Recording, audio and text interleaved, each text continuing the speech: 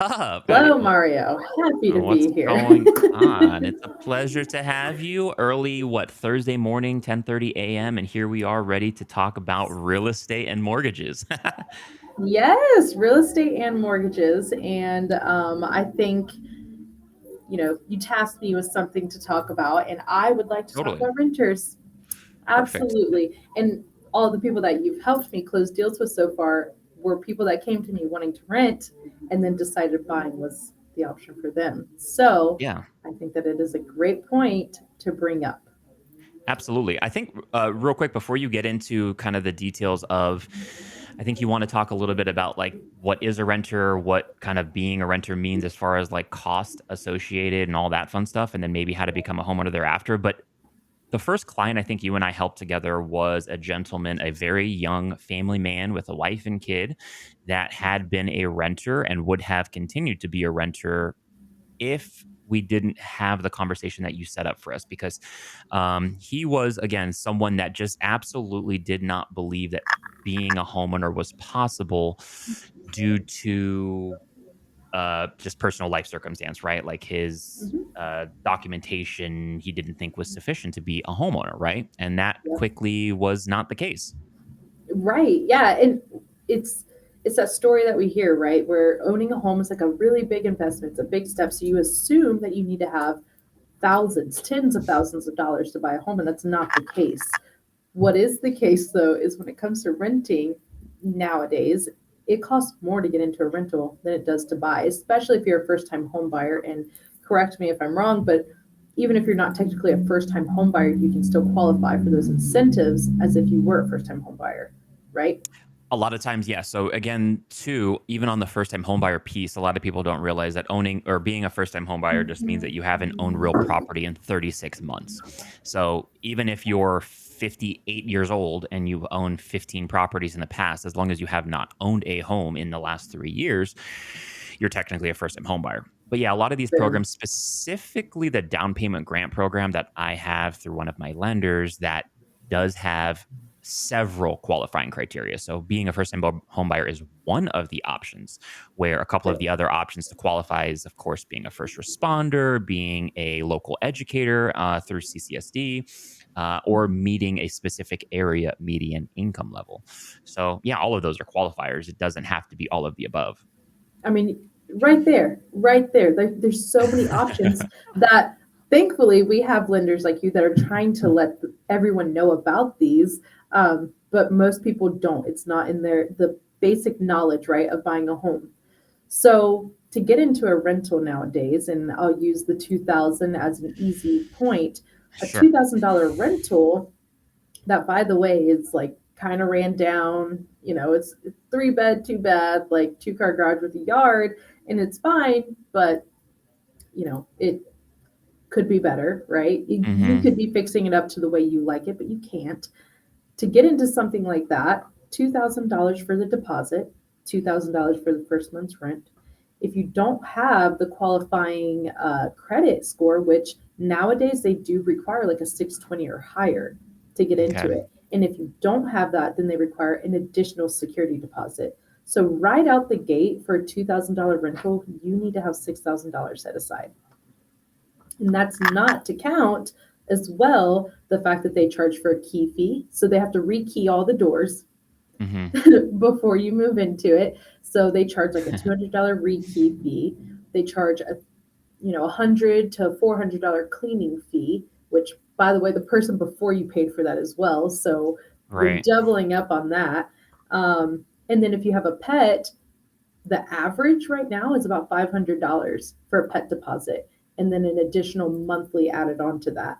So you can say easily with a $2,000 a month rental, on the low end, you'd be getting into it between $4,500 to $5,000. On the high end, you could potentially be paying like $7,000 to get into it. And That's a lot of money. that's a lot of money. A Yeah. lot. That's almost a down payment. Yeah. 100%. So when I get in front of these people and when I'm qualifying them, right, because I do rentals, there are some situations where you just can't get around it and you're going to have to rent for a year. Totally fine. I help them to do that. Yeah. Um, But there's these instances where I'm qualifying them. I'm like, okay, so for renting, we need to know your credit score. We need to know your income. We need to know that you're making 3 times monthly rent because that is also a big requirement. So, and Is when they that reach out, household or is that per like individual or? household. Okay. And this is something else that a lot of people don't know because I run into this quite often. They're like, oh, I have a 670, but my spouse or whoever's going in with me has a 520. Well, they're going to go off of the lowest credit. They do not go off the highest. Heads up. So, because you have somebody coming into the household and anyone 18 or older, doesn't matter if it's your kid or not, anyone 18 or older has to be on the application and their credit has to be pulled. So, this fresh 18 year Wow, I did old, not. yeah, I yeah, did not this know fresh that. 18-year-old that you have coming into your home to live with you because they're your child, they're doing a credit pull because he has no credit or low credit. They're going to charge you an additional security deposit. Yeah. It does Yeah. sound like, to be honest with you, a lot of these rental communities have adopted, actually true mortgage like guidelines on what we would actually be doing or looking for on our end to actually become an owner of a property. So when you're having that first conversation, which I love the way that you work with your clients, and that's one of the reasons I will always, spend as much time needed with you and your clients because you're building a relationship base with all of them, regardless of what the opportunity may immediately present itself to you, right? Yeah. So that's huge. Good job with that. It's very, very important to Thank you. build these relationships with Yeah. people and build that trust with them that you're truly looking to help them, right? Mm-hmm. But a lot of times it sounds like through these conversations with these rental companies or communities that they're going to be scrutinized quite the same as if maybe even more so than what could potentially be available to them to actually buy a house. And that's the exact conversation that I have with them. Once I qualify them and I hear this, I'm like, you can buy a home. Have you ever Hmm. thought about that? And then it's like this light bulb in their head, and they're like, what? That's a possibility? And then you go into that conversation of, we need to have a conversation around this, sit down Hmm. in front of each other and let me tell you the process and the steps and the costs involved. Because when you have a lender like you, as great as you are with numbers and Thank you. everything, I'm like, my lender can help you to, get this down payment assistance. We can ask seller to cover closing costs. And now all we're having to pay for is an earnest money deposit, which there's no limit on that. You can do it as little or as much as you, well, there is a limit, but Right. as little or up to 1% in most cases of what the home you're purchasing is amount. I try to go on the low end because we want as little out of pocket costs as possible. And then home inspection in transferring utilities. All of my buyers the past year and who I have closing here, in this next 2 months, nobody has had to spend more than $3,000 on earnest money. Their home inspections are like 3 to 350, and then to transfer utilities is typically 150, $200. Yeah. So all in cost is $2,500 to buy a home. Hmm. You know, um, and we're not at that point yet when it comes to buying that you can't still ask for seller credits. It's Right. very doable still. We're kind of getting into more of a balanced market, and it's not unheard of to have them cover that for you. And when you have a lender that has low closing costs, it's way Hmm. easier to get into a home when you're asking for less rather than some mortgage lenders that have the origination fees tacked on and this and that. Next thing you know, you're having to ask for $15,000 in closing costs, and Right. that's not very feasible, right? So, who you partner with matters when it comes to that for sure. Oh, yes, absolutely. Yes, and writing up those contracts. Yeah, your ability to negotiate is, by the way, fantastic. So your Thank you. clients definitely should be appreciative. And, again, like you said, and like I always say, of course, who you partner with matters on multiple levels, but mainly is the very beginning stages of how you're communicating everything and how you're setting expectations. Yes. I have so many different real estate partners that I work with all the time. And, it's hard to understand that just a conversation. That's all you have to have with somebody Mhm. in the very beginning. I don't have to have an expectation of them, you know, needing this amount of items to talk to me for the first time or needing to pull their credit to talk to me for the first time or whatever. I encourage these families and buyers and whatever to just have a very, very low, threat, no threat conversation. There's no obligation, right? Yeah. Literally somebody here in the community with you that is willing to help you and at least discover what this process looks like. What does becoming a homeowner mean? What programs are available to you? What does a timeline potentially look like? Yep. Setting the proper expectations from the beginning. Whether that happens immediately or in 6 months or 12 months from now is entirely up to that situation, but at least you Yeah. have a team there to help. Exactly. And that's where I think where you're getting at is that missing piece of sitting down and having a conversation with these people rather than being like, oh, well, let's go look at houses. Like, no, no, no. We need to sit down and Yeah. talk about this. I want you to know the full story of what this looks like. Same thing with the lender. We want to know, I'm not going to show you houses that you're not pre approved for, price point wise, and have you fall in love with it for it to not be a reality. So that's why we do these steps of meeting with me, meeting with the lender. Now we can do the fun things. Now we can do the Yeah. fun part. So 100%. And important. I try to explain to my buyers too and clients all the time is just don't make yourself a transaction, because if you treat yourself like a transaction or treat the opportunity like a transaction, oh, I just want to go see houses. Okay, well, have you done any of the steps to look at houses? Are you qualified to look at houses? No, I just want to go look at houses. Okay, then maybe they will find a realtor that will take them to go look at properties that has absolutely no idea of what's Oh, going they will. on. Yeah, Hmm. but at that point, they're not invested in the actual purchase themselves because they're just a transaction. They're just a number moving around, right? If you go to a Yes. lender, a bank, a Rocket Mortgage, a Loan Depot, whatever, and you just, go on their website and fill out a prequal sheet, you're just a transaction. Like you have no idea what is going on or what story are you telling? How are you qualifying? What programs are available? What's the, so on and so forth. So yeah, Oh, try yeah. to do everything in your power not to become a transaction and to be treated like an actual person and opportunity. You know what I mean? Yep. It's easy, right, to fall into that when you're doing this day in and day out. Like to us, it's the job, right? It's the job. But Hmm. you have to come back down to earth and be like, this is the biggest investment most people make in their lives, and we want to be a part of it. And we're not going to look at it as just a number. Like we're going to help you through this big investment as 100%. a person. Yeah, there's way too Yeah. many moving parts for somebody on their own to think that they can figure these things out themselves. And Yeah. you should not be burdened actually with even thinking that you would have to do that because I'm sure that you have a job, you're a professional in your own life, you have other things Yeah. to do, you have kids, you have a family, you have whatever. So Hmm. let the professionals work on putting together everything for you the right way and then educating you on what that is, right? Rather Right. than just kind of just aimlessly firing into the sky, right? Yep. Because Like there's a lot of moving educators. parts in purchasing a house for sure. Yeah, a lot of hands in the pot for Hmm. sure. And the communication is key there because we make Super it important. stress free. Hmm. That's one of the biggest things, right? Is like making this stress free for you and making an easy, memorable, good, memorable process because it can turn sour pretty quickly, right? You get the wrong people involved and or somebody's not communicating this and that, and all of a sudden this big life event of purchasing a home becomes like a sour taste in your mouth because of this and that going wrong, and it's no 100%. longer exciting and fun anymore. So you just have to be very diligent with who you work with when it comes to that.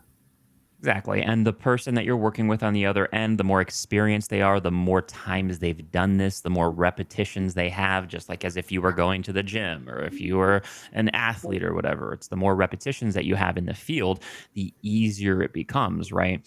Like, for Yes. example, we have a client of ours right now that we're literally working with who's active duty military. He's out of the country, lives in Guam, stationed in Japan. You know what I mean? Like the whole nine yards. Yeah, all over Communicating the with him place. through Facebook Messenger, like, and Yes. it's no problem. We're all having a fantastic time. We have an accepted offer. We're already nearing Oh, being clear to close in 2 weeks. Like, but it's it's just putting the crazy reps in. smooth. It's so smooth, Yeah. I forget Knock about on it. wood. Yeah, Right. Right. knock on wood. But Right. no, you're so right. Like if anybody else were to see this, he's stationed in Guam, but he's currently in Japan, and It's Yeah. just like, and it's his first time buying a home, so he has lots of questions, as he should. Yeah. Even 100%. after buyer presentation, even after sitting and talking with you, you're still going to have questions. But to have that direct line of communication to your lender, to your realtor, and for us at least, we have a three-way message going. There's nothing that's not that, no missing link there, right? Hmm. And it's going so smooth. Knock on wood. Yeah. But I make a joke about that with a lot of my clients. To be honest, I bring it up because it's something that, maybe you just don't think about, or maybe you aren't realizing is out of the ordinary. Because if I'm talking to you at 7 p.m. on a Sunday through Facebook Messenger, and that's the times that we can do business together, the expectation of somebody at Bank of America or another whatever lender doing that as well is not a thing. It's just not yeah, going to happen. And it's part of, again, the process of who you partner with and who you're choosing to do business with. yes, I have yeah, conversations with people all the time that come to me because they're like, I just haven't heard from the other person that I'm working with, the other lender. It's been 3 weeks. I don't know if I'm pre approved. And I'm just like, 3 weeks? I can't even go 30 minutes without talking to one of my clients if they reach out to me, like right. crazy. So, Well, yeah, let's be honest. There, when I first came here to Vegas, I was working with multiple different lenders, just trying to figure out who fit best. I was interviewing with them, and there were a couple that I came across that they were like, "I don't work weekends," and I'm like, sick. It "How do must be you nice. run? Yeah, how do you run a business like this? And not work weekends or evenings?" And they were not lying because I would reach out to them on the weekend and I would not hear back from them. And I'm like, "Yep, that's done deal. I'm not working with you. That's not in the best interest of my clients at Yeah. all." So, The reality I think of it is I have to be working when my clients are available. Okay. So if you mhm, think about it, when is the person that I'm working with most available? They're available after 5 p.m. Okay. When they get home from work, or they're available on the weekends. yep. So if I don't work after 5 p.m. and if I don't work on the weekends, when can I communicate with my client? You know what I mean? Like, You're not getting business, is what's happening. let's go. Yeah, exactly. In And addition to, that's, yeah, my other client being you know what I mean? I have a client, a mhm, borrower, a customer, and then I also have my real estate partner that these are both of my clients. So you need to be available mhm. to them when they're available, when they're working, when they need you. So, Yeah, it's full circle, man. And that's what I tell people that are looking to get into real estate and stuff like that. And they're like, "Oh, you get to create your own schedule." Do you really though? yeah, I mean, Yeah. if your schedule consists of you working crazy amounts of hours, kind of all over the place, all of the time, then yeah, you're absolutely right. Um, If that's I the mean, definition, that's it. 100%. So just be aware and make sure that, Yeah. yeah, I would ask the person, the real estate agent that you're choosing to work with, what their hours are. The mortgage lender, what Yep. their hours are, because that's a big deal. It is. I have it in my buyer meeting. I have a buyer presentation, right, that I go over with them.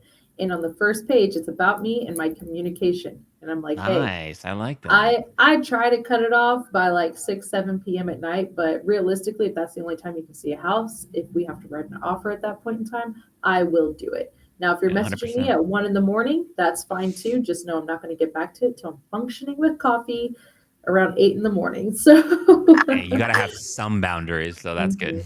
Yeah, some boundaries, but at the same time, if it means getting you your deal done, if that means getting you into a home, I'll make it work, whatever time it is. So, Yeah, 100%. And on the communication piece too, that's another thing where on my end, because being second generation of business, meaning my mom, who is still our branch manager at our mortgage company, has yeah, been doing this for a very, very long time. We've been here in the community since the early 90s. And I used to be the little guy crazy. or little kid in the car, next to her, going to some of these live appointments, live meetings, title companies, Mhm. borrowers' houses. Like that used to be a thing that you had to do business because there was no Yeah. internet. There was no, unless you're faxing something to somebody, you have to go and meet them in person.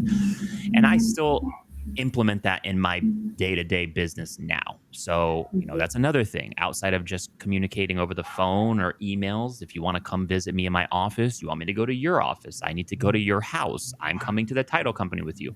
I'm an actual live professional that's going to be with you through the process. Okay? So it's just Wow. different, just totally different. It is different. And I love different. I like it. You got to set yourself apart in the market, right? So You do, absolutely, you do, and I think you do a great job of that actually, because even just like your follow-ups and stuff, like I was saying, you follow up with my clients better than I do half the time. Your systems are insane, and I think thank you. people, yeah, I love it, and I think people should be. Well, they don't know what they don't know, right? So when they get your service, and then they get somebody else's, they're gonna be like, "Whoa, what happened here?" But when you Yeah. have somebody that had bad service, and then they come to you, they're gonna be like, "Oh my, this is like Yeah. 5 star." Approved because of your systems that you have set up. It comes so easily, and it keeps everyone in the loop, and it's setting you apart because there's a lot of lenders out there that don't have those systems in place, and they're kind of chaotic, and that's where the ball gets dropped, and that's where Yeah. miscommunication happens, and that doesn't happen with you. So that I think is the biggest part for me, where you set yourself apart Well, I personally. appreciate that. But yeah, that to be honest Mhm. with you, like systems is something that I try to teach, explain, or coach up with people that, and just because I'm, a mortgage broker here in the community, right, doesn't mean that I don't communicate with or have very, very close friends of mine that are also mortgage brokers in the community at other mortgage Yeah, companies, at other, you know what I mean? So yeah. I'm not a scarcity mindset type of person. So I'm Mhm. always trying to also help and also coach up and also help teach Mhm. or whatever I can to even colleagues of Yeah. mine in the industry because it's so important to the customer. It's so important to the client. Yes. And Uh, this is a lot of reps over many, many years learning these different systems and how to communicate and what to communicate, how often to do it, so on and so forth. So yeah, it's just not common. It's not common practice. It should be. It should be a requirement, to be honest with you. it But should be, yes. And yeah. that's exactly why I got into coaching. So being the productivity coach here, at first, I did have a couple people question me, like, you're going to tell them everything? Like, I'm like, there are 2 million people here in Las Vegas. Like, I'm not going to Hmm. get all that business, but I want to be working with somebody that I can trust. And I know that's going to do a good job on a transaction. And who better to teach them than myself, right? On how that Yeah. should look. Um, so I'm like, absolutely, I'm going to share it. There is plenty to go around. And if that means giving the client a better experience, giving the other agents a great experience, and being able to network, absolutely, I'll be there. Help every step of the way. 100%. Yeah, and don't be, Mhm. at the more you set yourself apart in the market and you have these different systems in place and you're bringing this value to your clients, I'm never shy about sharing that stuff or Right. explaining that stuff. Or, I actually have some colleagues of mine in the industry that are like, oh, I don't want to share my wins, or I don't, even if it's as little as getting an escrow or closing a deal or whatever. I'm like, you have to be willing to and Yeah. transparent with what are you doing? Where are your wins at? How are you succeeding? What are you doing for your clients? Because it, Yeah. builds trust with your community if you're Hmm. working in the community that you live in. So I feel like that's True. super important. So I agree full heartedly. sweet. So what else? Anything else before we get, go along our day Hmm. helping more family members or people in the community? Yeah, no, not really. I think we touched on some pretty important parts there. And honestly, I just look forward to doing more deals with you this year. We're Sweet. going to will it into existence that we are going to help as many families as possible this year together. And I look forward to it. Yeah, this year, 2024 is going to be the biggest year in real estate probably since Yes. 2021. 2020 One. and 21 was kind of like a close tie depending on what exactly you were doing. But 2021, if we all Mhm. remember, was insanely crazy only Yes. for the toughest person ever to buy a house because you start getting into multiple offers, you start getting into all that fun stuff, the market starts moving faster than you can move. You need to be prepared. Yep. So, And you had to have appraisal gaps and waived inspections and waived this. crazy. That was a difficult. It was an easy but difficult time, right? Like Yeah. it was you had the clients there. The difficult part was getting them into a home because competition was so fierce. So Yep. yeah, that Inventory's was still crazy. low and all that stuff. So, Yeah, which right now we only have like 2.5 months of inventory. And if anyone doesn't mhm. know what that means if we weren't to put any more houses up for sale right now, our inventory would be gone in 2.5 months. That's crazy. That's quick. Yeah. And So I'd be interested to see too, like what the disparity in inventory is between like a 400,000 and below house is compared to a 400,000 and above house. Because as you and I ooh, know, the majority of households especially single income households right now, Yeah. are qualifying somewhere in that 400,000 or below range. So, like, where does the competition lie currently, and where will it get to for those limited options? I feel like sometimes. I wish I had those numbers off the top of my head right now, but I have a pretty I'm good feeling curious. majority of it is in that 400 Yeah. and less. Like you said, like 450 and less. That's Yeah. where the average is. Actually, house, the average home price right now is 459. Oh, nice. That's so Yeah. high. It's crazy. I I mean, know, it's right? nice. It's good for the community and all of us that are Yeah. already homeowners, but But other people coming in, but that's where you work with the right people that'll get you the best price and that will get you a good rate and make it happen. And then three absolutely. years from now, they're going to be the ones being like, "Oh, the average home price is 520. That's crazy." But thankfully, my house is worth more now. Exactly. And the average of a homeowner versus a renter is over 40 times. So we'll end on that maybe.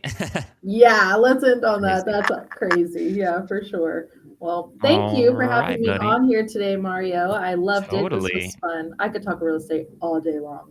I know. And we will maybe either later this week or next, but definitely we'll continue these conversations and making sure that we just bring awareness to the community as far as like, again, who you partner with mattering, renting versus buying, what the market's like looking like or doing here as we kind of creep into the rest of 2024. So good job. Keep up the great work. Thank you. You as well. And I'm glad we squeezed this in. I know we're both like got I crazy know. schedules, so Right. All right. Well, go get them. perfect. Let me know if you need anything.